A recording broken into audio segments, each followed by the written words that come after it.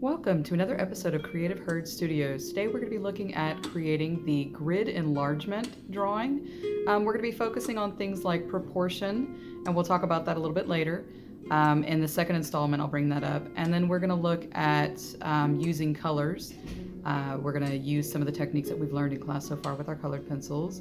But we're going to be drawing flowers.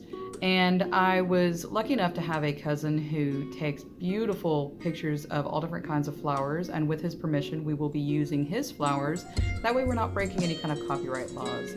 I'm not quite done with the picture yet for this first installment, but I will show you what I've got so far. And then we will take a look at how to get set up for this grid enlargement project. So stay tuned.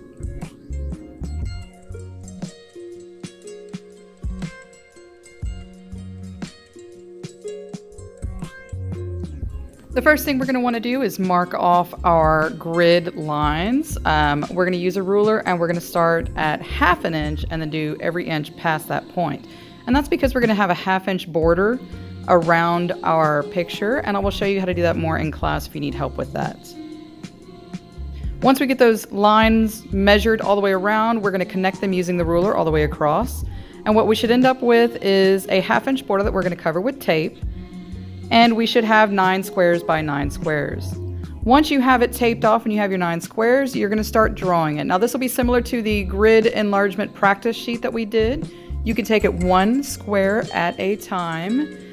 You can see that I kind of picked the center head of a flower, and I kind of randomly work around. Sometimes it depends on my mood. Sometimes I may start from the very first square and work my way across like I'm reading a book.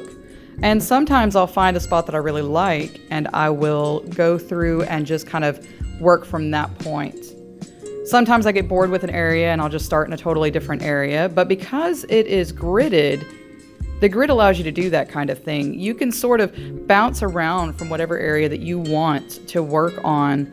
And what's great about having the grid is that when you're looking at your reference picture, which I will be, the whole time I'm doing this, I'm looking at a reference picture on my computer. You'll be able to count out where you are, almost like you're playing Battleship. So it's a pretty cool little method. It keeps all your proportions intact. So you'll notice I have this on time lapse, and I'm speeding up my drawing.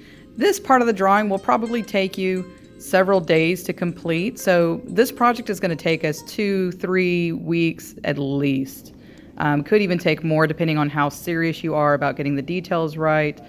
The more accurate you are with your squares, the more accurate your picture, the more accurate you are with your line drawing within each square, the better your picture is going to look. So this is one of those projects that if you take a little extra time and you're really working hard, I will give you that extra time because I want it to look nice. What you guys are going to be looking for when you're drawing your picture are those outer edges, those contour lines that you can find within your artwork. And I like to look at the edges of your object as well as any kind of color shifting or any sharp value changes. So if you have shadows that are pretty contrasting against its brighter surface behind it, I like to catch the edge of those shadows. So I have a lot of detail in this picture. I picked one that's a little bit more complicated, but I really liked the yellows of the bee against the purples of the flower, which is why I picked this picture. I think it's really pretty.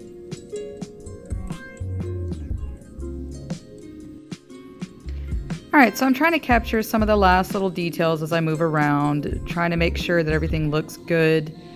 I'm looking at the shapes of the petals, looking for any kind of hidden petals back behind.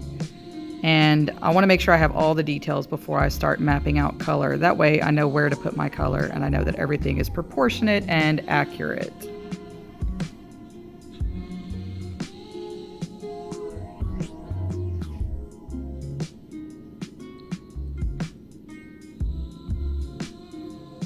So here you have the final drawing part of it without color. This is the stage that I want you guys to get to. Before we move on to the color part, of course, make sure you have all of your drawing mapped out on your grid. If you use the grid wisely, it's going to help you so much with proportions. It really is a great tool, and it's a tool that's been used for hundreds, if not thousands of years. It's a really cool technique to use. It makes keeping those proportions just so much easier. And as promised, I told you I would show you my progress work so far. Obviously, it's not done yet. It's got a little bit to do. Hope you enjoyed this video.